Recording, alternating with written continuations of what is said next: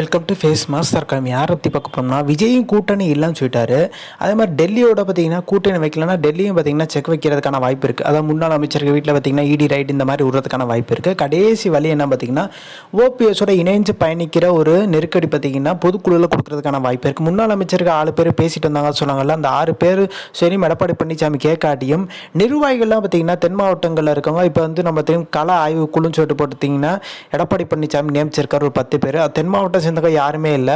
ஆனாலுமே அந்த குழு பார்த்தீங்கன்னா பெரிய லெவலில் அப்செட்டில் தான் இருக்கதா சொல்கிறாங்க. இப்போ வேலை செஞ்ச மாதிரியே பார்த்தீங்கன்னா தெரியல. தென் மாவட்டங்களையும் சரி வட மாவட்டங்களும் சரி எல்லா இடத்துலையும் பார்த்தீங்கன்னா அதிமுக டல்லாக போச்சு. நிறைய தொண்டர்கள் பார்த்தீங்கன்னா பார்ட் டைமாக பார்த்தீங்கன்னா வந்துட்டு போகிறாங்கன்ற மாதிரி தான் ஒரு சூழ்நிலை உருவாயிருக்கு. அப்போ எடப்பாடி பழனிசாமி பார்த்தீங்கன்னா பெரிய லெவலில் அவரை பார்த்து பயப்பில்லை. எடப்பாடி பழனிசாமி பார்த்தீங்கன்னா யாரையும் பார்த்தீங்கன்னா இது வரைக்கும் மாற்றினதில்லை மாவட்ட செயலாளர்.